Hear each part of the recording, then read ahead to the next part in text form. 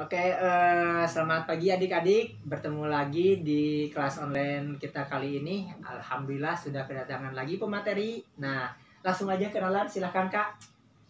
Selamat pagi adik-adik. Perkenalkan, nama saya Firmansyah. Asal kampus dari Universitas Singapura Bangsa Karawang, mengambil program studi S1 Ilmu Hukum. Mantap. Nah, terima kasih ya Kak Firman kan? Iya, Ya, sama-sama. Kak Firman sudah bergabung dalam kelas online kali ini. Jadi kampus ini biasa juga dikenal dengan nama Unsika. Nah, betul gitu ya. Oke, Kak Firman, kita langsung aja ke pembahasan paling penting dalam perkuliahan karena bagaimanapun kuliah itu butuh biaya. Nah, jadi berapa nih biayanya, Kak Firman? Sangat setuju sekali tadi mengenai biaya untuk uang kuliah tunggal sendiri atau yang sering disingkat UKT itu kan beragam gitu Kak. Tergantung dari penghasilan orang tua, mulai dari 500.000, 1 juta dan seterusnya bahkan. Tetapi itu tergantung dari kebijakan kampus dari masing-masing yang ada di seluruh Indonesia. Nah, untuk adik-adik semua, tetapi jangan khawatir nih, bagaimana sih Kak kalau kita tidak punya biaya tapi ingin melanjutkan ke perguruan tinggi. Nah, tenang saja, karena di kampus juga di perguruan tinggi itu terdapat banyak sekali beasiswa, tergantung kitanya bagaimana cara menggali informasi dan mencari tahu informasi tersebut. Nah, salah satunya adalah beasiswa Kartu Indonesia Pintar Kuliah atau yang sering kita sebut KIPK, itu langsung dari Kementerian Pendidikan dan Kebudayaan. Ya, oke, jadi kita itu membahas UKT dulu ya dari kata Kak Firman. Silakan Kak, jelasin UKT-nya itu ada berapa golongan di Unsika, khususnya jurusan ini ya, hukum. Oh, iya, siap. Untuk jurusan ilmu hukum sendiri itu terdapat 8 golongan. Dimulai yang pertama 500.000, kemudian tingkatan kedua 1 juta, tingkatan ketiga 2.400.000, kemudian tingkatan keempat 4.200.000, tingkatan kelima 5.600.000, tingkatan keenam itu 6 juta, tingkatan ketujuh itu 8 juta, dan tingkatan ke-8 itu ada di angka sekitar 10 jutaan gitu Pak. Mantap. Ingat ya Kak Firman. Bagus, dari golongan 1 sampai 8 ingat. Jarang-jarang nih yang ingat gitu. Biasanya langsung menyebutkan aja antara paling rendah sama paling tinggi. Tapi bagus nih info dari Kak Firman. Oke. Jadi itu golongannya ya. Nah, coba jelaskan juga kenapa bisa terjadi golongan-golongan kayak gitu. Nah, untuk terjadi golongan seperti itu, yang pertama dikarenakan dari penghasilan orang tua tentunya. Nah, termasuk dinilai dari pekerjaan, penghasilan per bulan, bahkan pas saya dulu awal masuk itu dilampirkan ada selip gaji, NJOP, bangunan dan lahan itu kan dilampirkan semua. Jadi pihak kampus itu mengetahui uang dalam sebulan itu bersihnya dari penghasilan orang tua kita itu seberapa. Nanti akan disesuaikan dengan uang kuliah tunggalnya. Seperti itu Kak. Oke. Nah, itu tentang uang kuliah tunggal ya, alias UKT. UKT itu selain dari pendapatan orang tua, katanya berpengaruh juga lewat jalur masuk. Nah, betul sekali. Nah, ya, gimana? Untuk jalur masuk sendiri ke perguruan tinggi negeri khususnya ada kurang lebih, yang umumnya itu ada 3 jalur. Yang pertama SNMPTN atau seleksi nasional masuk perguruan tinggi negeri. Nah, itu diambil dari nilai rapot. Untuk yang selanjutnya itu ada SBMPTN seleksi bersama, itu melalui tahapan ujian tulis. Nah, untuk yang selanjutnya ada seleksi mandiri. Nah, untuk seleksi mandiri itu namanya bervarian tergantung kampus dan universitasnya Kak. Nah, untuk hubungannya dengan UKT ini apa? Nah, untuk SNPTN sendiri itu semuanya disamaratakan. Kalau di kampus Universitas Singapura Bangsa itu 2.400.000. SNPTN sama SBMPTN itu sama 2.400.000. Oh, gitu ya? Ya. Nah, untuk seleksi mandiri sendiri, itu kan katakanlah kalau kata orang-orang mah jalan terakhir untuk menuju perguruan tinggi itu seleksi mandiri. Nah, itu kadang dibebankan biaya golongan ke-6, antara golongan ke-6, ke-7 sama ke-8. Nanti dari golongan 6, 7, 8 itu disesuaikan kembali dengan penghasilan orang tua. Biasanya seperti itu. Dan untuk uang untuk seleksi masuk dari seleksi mandiri itu juga dikenakan juga uang pangkal atau istilah kitanya itu uang bangunan. Haha. Nah, seperti itu, Kak. Oh, berapa tuh? Untuk uang bangunan atau uang pangkalnya itu bervarian. Kalau ilmu hukum sendiri di Universitas Singapura Bangsa itu ada di kisaran antara 40 sampai 45 juta. Masya Allah, lumayan juga ya. Nah, jadi buat kalian yang ada yang langsung protes nih. Wah, kok mahal sih gitu kan? Kok bisa tinggi banget sih? Jahat banget kampus. Gak bisa kalian mengatakan seperti itu. Karena bagaimanapun kampus membutuhkan biaya operasional ya, Ya, Kak. betul. Nah, jadi kalau misalnya kalian gak mau bayar 40 sampai 45 juta untuk uang pangkal, silahkan kalian masuk lewat jalur SNMPTN dan SBMPTN. Perjuangkan jalur itu gitu ya. Tapi kalau kalian merasa mampu, ya udah silakan lewat jalur mandiri dan bayar uang 40 sampai 45 juta kayak gitu ya. Nah, jadi ada pertanyaan lagi Kak Ya. Firman. Kan tadi mengatakan kalau lewat jalur SNMPTN sama SBMPTN itu dipukul rata semuanya 2.400.000. Ya. Jadi mau lebih rendah pendapatan orang tuanya, mau lebih tinggi tetap 2.400.000. Tetap seperti itu, Pak. Kalau SNMPTN SBMPTN. Iya. Oh, jadi varian golongan di atas 2.400.000 itu emang untuk mandiri ya? Untuk mandiri. Oh gitu, oke, siap. Nah gitu ya adik-adik, jadi kalau misalnya kalian pengen yang murah gitu ya, 2.400.000 saya rasa insya Allah lah murah. Soalnya kan kalau dibagi rata per bulannya itu berarti 600 ribuan 600 ya. ribuan ya. 600 ribuan loh per bulannya gitu kan. Jadi biaya 600.000 untuk kuliah saya rasa insya Allah mampu lah ya kalian kayak gitu. Terlebih kalau misalnya kalian dapat beasiswa bidik misi kayak gitu. Nanti kita akan membahas tentang beasiswa gitu ya. Ada lagi Kak Firman tentang UKT ini bayaran kuliah? Untuk UKT sih dirasa cukup, Pak. Cukup ya? Iya, cukup. Gitu. Jadi kita akan menjelaskan sedikit tentang UKT tadi yang Kak Firman mengatakan adalah tentang pendapatan orang tua.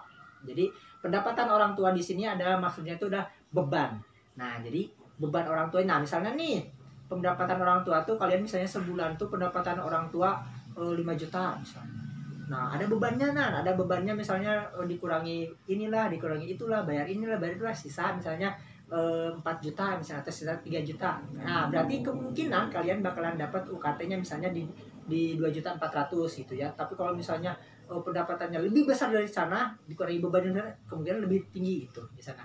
Jadi memang UKT itu salah satu keunggulannya buat kalian yang memang disesuaikan dengan kemampuan orang tua kalian biasanya kayak gitu ya, Kak Firman. Ya, jadi kayak gitu ya. Jadi jangan khawatir kalau misalnya buat kalian yang memang pendapatannya di bawah rata-rata misalnya, insya Allah masih bisa buat kuliah kayak gitu. Oke, Kak Firman, untuk UKT cukup ya? Cukup. Untuk pembahasan UKT. Jadi buat kalian yang masih bingung tentang uang kuliah tunggal, silahkan komentar saja. Nanti insya Allah akan kakak coba jelaskan lebih detail kayak gitu ya. Dan lupa, UKT itu hanya berlaku untuk perguruan tinggi negeri se-Indonesia. Nah, kalau swasta itu beda lagi cara pembayarannya. Jadi UKT hanya untuk PTN saja. PTS itu beda lagi. Jadi PTS mah yang gimana PTS-nya aja gitu. Kalau PTN mah semuanya sama menggunakan sistem UKT kayak gitu. Nah, itu tentang biaya ya. Nah, lanjut, ada biaya, ada beasiswa gitu kan. Untuk solusinya nih beasiswa. Dan kebetulan alhamdulillahnya gitu Kak Firman ini mendapatkan beasiswa bidik misi. Nah, jadi bisa bercerita nih Kak, gimana caranya buat dapat beasiswa bidik misi? Nah, jadi sedikit cerita dari kakak ya, adik-adik semua. Untuk mendapatkan beasiswa itu yang pertama, langkah pertama itu tentunya kita harus sudah masuk ke PTN yang kita impikan. Misalkan mau ke Unpad, kita harus jadi mahasiswa Unpad terlebih dahulu. Nah, baru kita akan mendapatkan beasiswa kalau lolos. Nah, bagaimana sih Kak caranya mendapatkan beasiswa? Sebenarnya beasiswa itu banyak sekali, dimulai dari kementerian, dari pemerintah, dan juga ada dari BUMN seperti itu, dan juga ada dari sponsor. Maksud sponsor di sini adalah mitra kerja kampus. Misalkan kampus kakak sendiri nih Unsika itu bekerja sama dengan Bank BJB. Nah, itu ada beasiswa dari Bank BJB. Adapun untuk prosesnya, cara mendapatkannya biasanya sih tidak jauh. Yang pertama, mengerjakan esai, kita membuat esai semenarik mungkin sesuai dengan tema. Temanya pasti pendidikan sesuai dengan temanya yang diberikan oleh pihak universitas itu. Kemudian ada tes wawancara dan ada yang terakhir ada pemberkasan. Nah, sedikit tips dari kakak, yang pemberkasan ini yang dirasa sangat-sangat mendukung gitu untuk mendapat beasiswa, terutama data diri itu jangan sampai ada yang tidak sinkron antara data diri kita dengan data diri yang kita setorkan ke universitas dengan yang aslinya gitu Kak. Jadi kalau misalkan tidak sinkron nih, tanggal lahir harusnya tanggal segini, kemudian yang di aslinya segini, itu malah akan menimbulkan petaka loh. Oh iya. Bisa jadi dikatakan pemalsuan. Iya, pemalsuan data. Nah, dan nantinya itu bisa jadi UKT-nya itu malah yang paling tinggi. Oh iya. Seperti itu. Pernah ada kasus seperti itu. Nah, mungkin seperti itu Kak mengenai beasiswa. Yang paling utama sih pintar-pintar mencari informasi saja. Misalkan beasiswa apa nih, kita kepoin lah istilahnya, kita kepoin persyaratannya bagaimana. Nah, ikuti persyaratannya. Dan beasiswa itu gak cuma satu, tapi ada banyak. Kalau kita rajin mengeksplor, rajin mencari-cari, itu pasti banyak. Oke, siap. Betul, saya setuju juga dengan pernyataan dari Kak Firman. Beasiswa tuh masuk dulu, baru kalian cari beasiswa. Karena memang kesempatannya itu lebih banyak daripada kalian mencari beasiswa sebelum menjadi mahasiswa. Itu beasiswa sebelum menjadi mahasiswa tuh kemungkinannya tipis sekali, kecil sekali. Beda dengan kalian setelah menjadi mahasiswa mencari sendiri. Nah, dan beasiswa ketika mencari sendiri setelah menjadi mahasiswa itu biasanya kesempatannya besar sekali, karena tidak semua orang pintar bisa mendapatkan itu. Bahkan orang-orang yang biasa ya. Jadi kalian tuh jangan berpikir saya mah bodoh nih, saya mah nggak pintar-pintar amat nih. Itu kan kayaknya kalah saing sama dia. Enggak juga gitu. Padahal kan kalau misalnya kalian mau cek langsung, silakan. Yang mendapat beasiswa tuh orang-orang biasa, tapi orang-orang memang yang tahu beasiswanya, orang-orang yang mencari info. Tadi kata Kak Firman juga ngomong gitu, nggak ngomong harus pintar, harus juara, harus prestasi. Enggak juga gitu ya. Jadi kalian harus tetap mencari informasi itu. Jadi kalau misalnya kalian tahu informasi dan kalian melakukan, insya Allah dapat. Masa sih dari sekian puluh beasiswa kalian nggak dapat satu pun gitu ya. Nah itu ya tentang beasiswa. Jadi kalian silahkan masuk dulu, nanti cari. Jadi kalian juga nyari info-info, tanya-tanya gitu kan. Banyak lah. Jadi biasanya itu jangan ngandelin juga di kampusnya, bahkan di luar kampus pun banyak kayak gitu. Itu tentang beasiswa ya. Nah, jadi Kak Firman sendiri kan lewat dapat beasiswa bidik misi, tadi mengatakan tentang pemberkasan. Ya. Betul, saya setuju dengan pemberkasan itu. Dan juga kalian harus benar-benar memang layak untuk mendapatkan beasiswa itu. Kalau tidak layak tuh saya merasa khawatir kalian hidupnya nggak bakalan berkah. Kenapa saya mengatakan khawatir tidak berkah? Yaitu karena beasiswa ini, beasiswa bidik misi ya, khususnya beasiswa bidik misi itu memang kalau misalnya tidak kepada orang yang dapat, khawatir tentang keberkahan hidupnya ya. Kenapa dikatakan keberkahan hidup? Ya karena uang itu yang harusnya dapat ke orang yang memang lebih layak, malah kalian ambil jatahnya. Kayak gitu, jangan sampai. Jadi kayak tadi kan Kak Firman misalnya motoin rumahnya sendiri, yang harusnya rumahnya sendiri malah difotoin pakai rumah tetangganya atau siapanya. Itu kan sama aja pemalsuan identitas, walaupun misalnya pihak panitianya nggak tahu gitu ya, tetap saja itu pemalsuan identitas dan jatuhnya keberkahan gitu ya. Ya mungkin sekarang kalian bisa enak-enak menikmati uang beasiswa gitu kan, siapa tahu nanti di masa depan malah kalian nggak dapat apa-apa kayak gitu, khawatirnya gitu ya. Jangan sampai kalian mengambil hak orang yang tidak hak orang yang seharusnya gitu ya. Oke Kak Firman, mengenai beasiswa bidik misi itu dapatnya berapa? Dapat fasilitas apa aja gitu? Oh ya, jadi untuk beasiswa bidik misi sendiri itu fasilitas yang didapat, yang pertama kita terbebas dari UKT yang tadi sudah disebutkan berapa juta, berapa ratus itu kan Kak. Ya, yang kedua itu kita dikasih uang saku. Uang saku di sini uang jajan lah istilahnya. Jadi tiap semester itu dikasih 4.200.000. Nah, untuk teknisnya itu dikembalikan lagi ke universitas masing-masing. Ada yang 1 bulan sekali dibayarkan sebesar 700.000, ada yang di awal semester, ada yang di akhir semester, seperti itu. Nah, untuk kemudian yang beasiswa sendiri, fasilitas yang didapat itu kalau kakak sendiri itu dari di kampus itu semua biaya perkuliahan selain UKT juga itu dibebaskan. Selain UKT juga itu dibebaskan. Nah, itu seperti itu. Kalau di Unsika sendiri dibayarkannya tiap apa? Nah, kalau di Unsika sendiri itu di awal bulan. Kalau di bidik misi itu disebutnya di awal periode. Itu ada periode Agustus sampai Januari, misalkan ada dari periode Maret sampai Agustus, seperti itu. Itu di awal periode. Jadi langsung 4.200.000. Langsung 4.200.000 tiap awal semester. Tiap awal semester. Alhamdulillah ya. Enak gitu, soalnya ada juga beberapa kampus yang malah di akhir semester ya, gitu ya. Juga. Tergantung kebijakan dari kampusnya sendiri mungkin, Kak. Oke, siap. Itu ya tentang beasiswa bidik misi. Jadi buat kalian juga yang kurang paham tentang beasiswa bidik misi, silahkan komentar, nanti kita perjelas di komentar. Lanjut ke Firman, setelah itu kita masuk ke jalur masuk. Tadi Kak Firman juga sudah menjelaskan 3 jalur masuk itu. Namun kita lebih mempersingkat lagi tentang Kak Firman yang lolos jalur SBMPTN kan. Ya. Bagaimana tips sama triknya biar lolos jalur SBMPTN? Nah, yang pertama untuk tips sendiri sih mungkin dari kakak sendiri belajar sudah pasti. Itu kan modal awal lah gitu. Kalau kata guru kakak sendiri di SMA, kalau kalian sudah belajar itu sudah selangkah lebih maju dari yang lain. Nah, dalam artian di sini tidak belajar di sini mungkin harus tekun, tidak, kita juga barengi dengan mungkin bersosialisasi dengan teman, sharing-sharing bagaimana, apalagi sharing-sharing ke kakak tingkat gitu, bagaimana sih ini kan juga mungkin ada kakak tingkat kita yang masuk ke perguruan tinggi lewat jalur yang sama, kita bisa cari informasi dari beliau. Nah, kemudian belajar, berdoa, jangan lupa, dan yang penting menurut kakak sendiri itu minta restu dari kedua orang tua. Nah, Masya Allah. Ini yang penting. Dulu kakak juga sebelum berangkat tes itu pamitan lah biasa.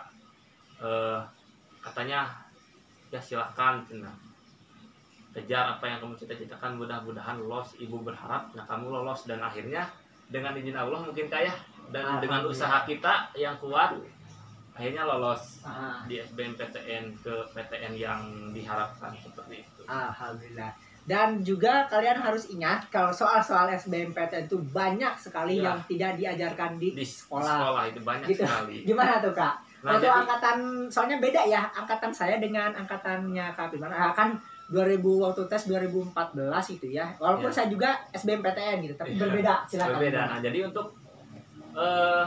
angkatan saya sendiri itu 2020, kebetulan kita kan lagi awal-awal dilanda pandemi itu kan.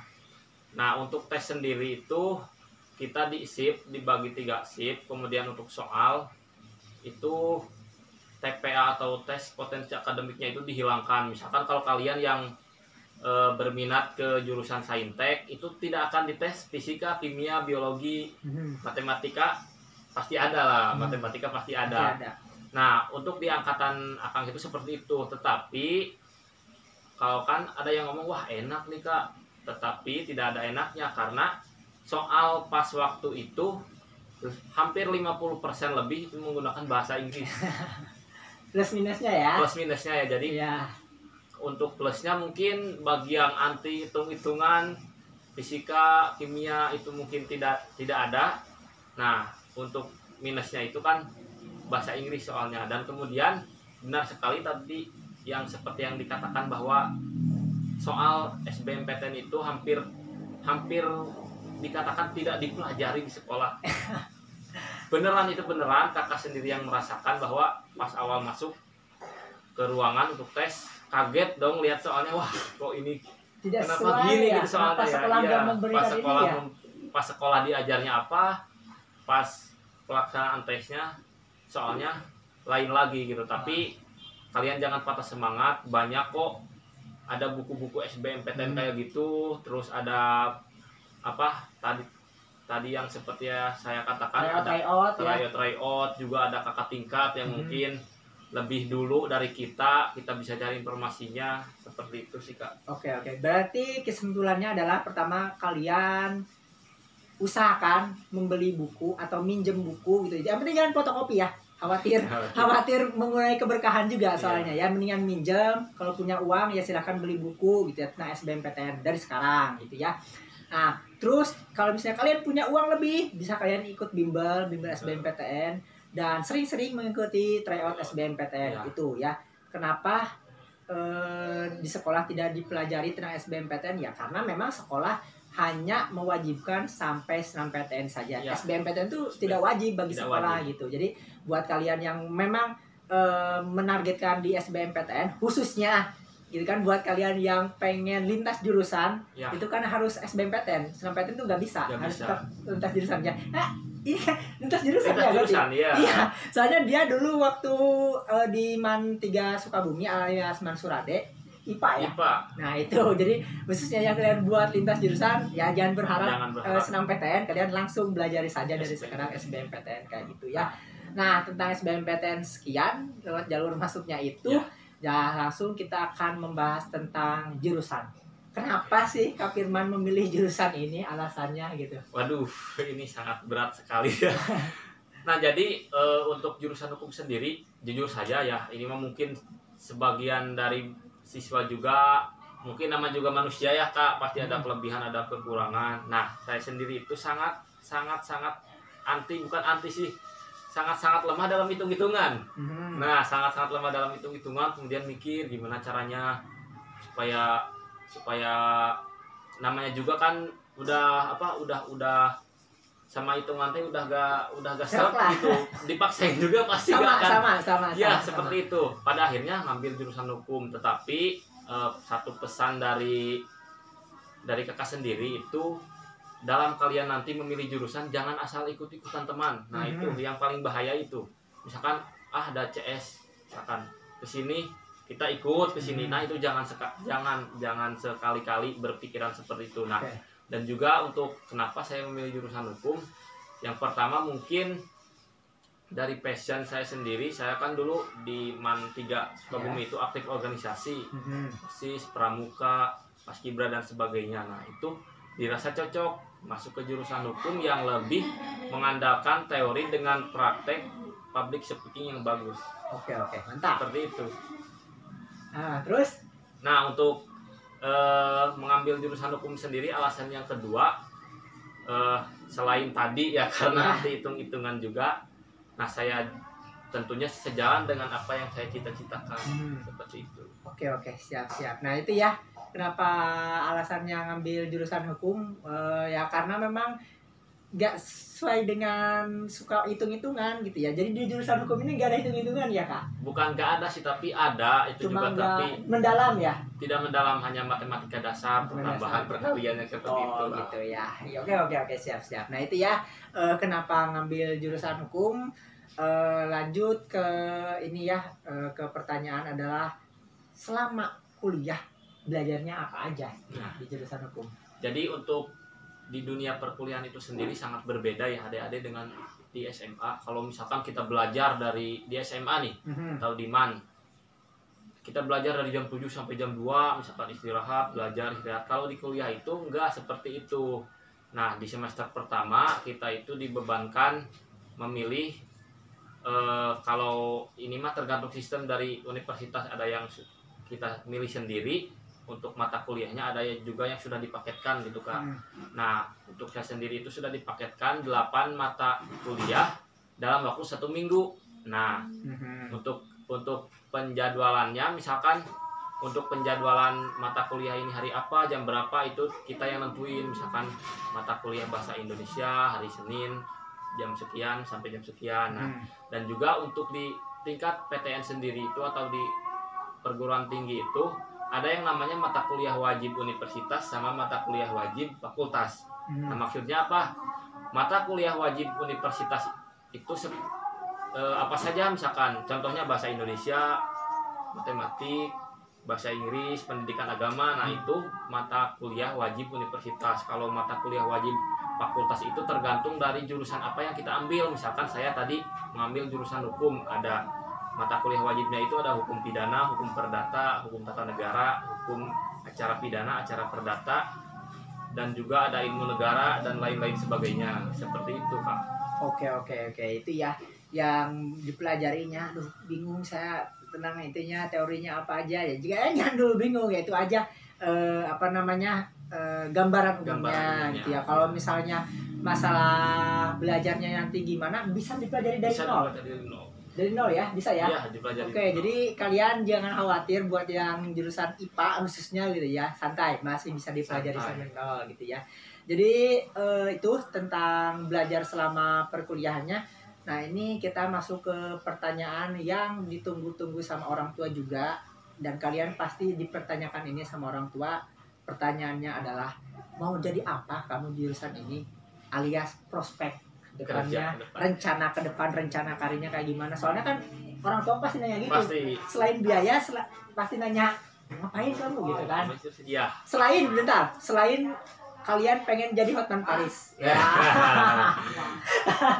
Ya. Nah, terus gimana tuh? Nah, untuk prospek kerja itu kan dari jurusan, terutama dari jurusan saya itu ilmu hukum. Sebenarnya ilmu hukum itu luas prospek kerjanya untuk. Nah, Kak, untuk ilmu hukum sendiri ini sekedar informasi juga buat adik-adik. Nah, nanti itu di semester 5, tidak tahu di semester 5 atau di semester 7. Kayaknya semester 5 itu ada konsentrasi jurusan.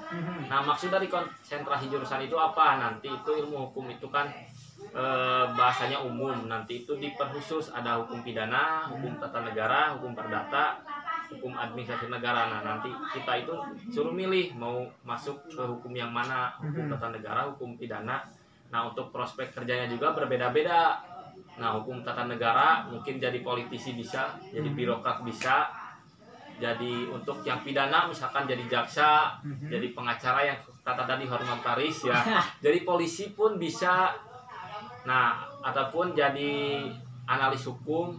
Dan untuk administrasi negara itu pejabat publik juga bisa, Kak. Pejabat publik, dan juga ada untuk perdata itu ada notaris, PPAT, pegawai pemerintah. Oke. Nah, untuk yang jurusan-jurusan yang lainnya juga ada di perusahaan juga masuk hukum, itu bagian analisis hukum ada juga di kementerian bisa. Pokoknya luas lah prospek kerja dari jurusan hukum sendiri. Iya, betul, karena bagaimanapun Indonesia adalah negara hukum. Nah, seperti itu. Oke. Kak Firman sendiri rencana mengambil kejurusan yang mana? Untuk saya sendiri sih karena sekarang baru semester 3 ya, Kak. Ya. Tapi jangan santai-santai dari sekarang, harus sudah memikirkan kita itu mau kemana gitu arahnya. Kalau saya sendiri sih baru rencana itu ada 2 pilihan. Yang pertama ada pidana sama tata negara. Nah, ini antara ini. Nanti kenapa alasannya? Karena yang tadi sesuai dengan cita-cita. Yang kedua, prospek kerjanya lebih luas ke jurusan yang ini, lebih banyak ke jurusan 2 jurusan ini. Siap. Tapi kembali lagi ke passion dan kesukaan masing-masing sih, Kak. Iya. Betul. Dan apalagi di Pajampangan nih, di kita masih jarang ya, sarjana hukum itu masih jarang. Bahkan kantor hukum di kita ada nggak sih? Ada ya, cuma nggak terlalu kelihatan ya.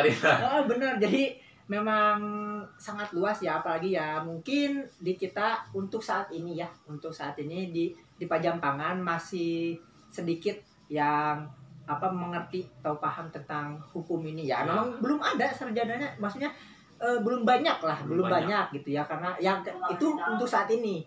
Tapi belum tahu kita 5 tahun ke depan, 7 tahun ke depan setelah Kak Firman lulus kan. Siapa tahu, apalagi memang jurusan hukum ini saat ini benar-benar lagi digandrungi banyak orang. Ya siapa yang mau jadi Hotman Paris? Nah, pasti sekarang tuh pada ke Hotman Paris ya. Nah, dan juga sekedar informasi nih, Kak.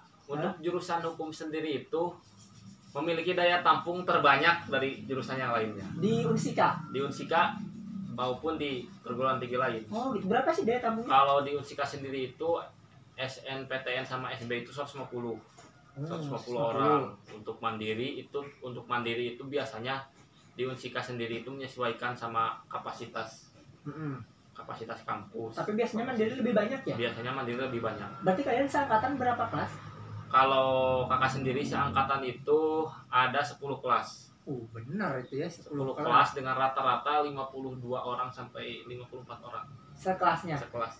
Oke, banyak. Berarti kesempatan kalian buat masuk jurusan ini insya Allah banyak, luas gitu ya. Jadi buat kalian yang pengen masuk ke jurusan ilmu hukum ya, mau ke kampus Unsika ataupun kampus lainnya, insya Allah lebih terbuka gitu ya kesempatannya. Oke, itu tentang rencana kerja atau rencana karir atau prospek kerja, bebas lah kalian menyebutnya apa. Nah, kita masuk ke sesi saran atau apa sajalah, bebas, sesi bebas yang mau Kak Firman sampaikan kepada adik-adik, silahkan. Apa saja? Mungkin dari saya, untuk adik-adik yang pada hari ini sedang memperjuangkan apa yang dia cita-citakan, terus perjuangkan dan jangan sampai berhenti gitu di tengah jalan. Jangan dengerin apa kata orang, kok kamu misalkan nanti kalau sudah masuk kok kamu ngambil jurusan ini sih, kan suka banyak gitu ya. Misalkan ngambil jurusan ini paling juga jadi apa gitu, jangan dengarkan. Nah itu karena kan mereka juga belum tahu gitu jurusan itu bekerjanya nanti jadi apa, ini jadi apa, dan belum tentu juga jadi seperti itu. Nah untuk belajar terus, jangan pernah bosan, dan juga berdoa, seimbangkan antara belajar dengan bermain. Serius Kak, seimbangkan antara belajar dengan bermain, karena otak kita kan juga perlu refreshing lah. Jangan sampai pingsan, jangan sampai kita stres sendiri. Malah nanti kalau pingsan kebanyakan belajar pas tesnya nggak jadi ya, bisa jadi seperti itu. Karena sakit, jadi, jangan sampai. Terus belajar yang seimbangkan gitu, santai-santai boleh, tetapi jangan terlalu santai lah. Fokus pada satu tujuan. Dan satu pesan dari saya, tidak ada yang namanya keberuntungan, tidak ada. Semuanya juga perlu diperjuangkan. Ketika kita kemampuan bertemu dengan kesempatan, nah kemampuan kita sudah siap, kemampuan kita bisa diasah, kesempatan kita bisa dicari, pas ketemu, langsung. Jadi, Kak masuk ke PTN itu, wahinge misalkan. Wahinge, iya mah. Wahinge apa bahasa Sundanya ya? Kebenaran gitu kan. Keberuntungan nggak ada kata keberuntungan. Yang ada itu ada kesempatan sama kemampuan bertemu. Kemampuan tadi juga seperti yang saya katakan, kemampuan bisa diasah dari sekarang, kalian minatnya kemana. Dan juga kalau kalian misalkan minatnya ke sini, terus perdalam ilmu saintek. Misalkan kalian suka biologi nih, suka fisika nih, terus perdalam gitu. Betul. Saya suka dengan pernyataannya Kak Firman yang tadi, kalian ngambil kuliah jurusan apa, nantinya jadi apalah itulah. Jangan khawatir. Karena memang angkatan kita kan disebut angkatan milenial ya. Jadi belum tentu kalian ngambil jurusannya ini nanti jadinya apa. Jadi ya namanya keberkahan ilmu sih sebenarnya. Saya rasa bisa dikatakan keberkahan ilmu. Lihat aja, banyak zaman sekarang yang kuliahnya apa, kerjanya apa. Gak perlu jauh-jauh, guru kalian di sekolah pasti ada minimal satu guru yang kuliahnya apa, tapi pas ngajarnya apa ya? Ada kan? Jadi misalnya guru sarjananya di bidang biologi, malah ngajar matematika dan lain sebagainya. Ada, pasti ada di keluarga. Nah, apakah itu melenceng, apakah itu haram atau enggak? Enggak juga, karena itu yang namanya keberkahan ilmu ya. Kita nggak tahu masa depannya gimana. Kayak Kak Firman juga tadi bilang, apalagi Kak Firman pasti awal-awal dibully kan. Katanya anak IPA masuk hukum. Nah gitu, benar, jangan dengarkan ya, kita nggak tahu juga masa depan kayak gimana gitu. Dan kamu juga jangan merendahkan, ngapain kamu misalnya ambil jurusan cuma jurusan bahasa ini apa inilah itu, jangan pernah merendahkan jurusan apapun, karena belum tahu kamu yang jurusannya mentereng nanti di masa depan malah kayak gimana kita nggak tahu. Iya. Yang penting sama-sama berjuang, sama-sama mendoakan demi kebahagiaan bersama gitu ya, jangan saling menjatuhkan. Ya, seperti itu. Oke, benar, Sekali, setuju ya. Oke, itu adik-adik ada yang mau disampaikan lagi Kak Firman? Cukup mungkin Kak. Cukup ya. Cukup. Oke, itu ya adik-adik, sekali lagi terima kasih Kak Firman sudah menjadi Ya, pemateri sama-sama. kali ini. Buat adik-adik yang pengen tahu jurusan lain, kampus lain, silahkan komentar, nanti akan kakak carikan pematerinya, atau pengen pematerinya siapa nanti kakak coba kontak juga biar dia bisa mengisi kelas online kita. Terima kasih adik-adik, sampai jumpa kembali. Assalamualaikum warahmatullahi wabarakatuh.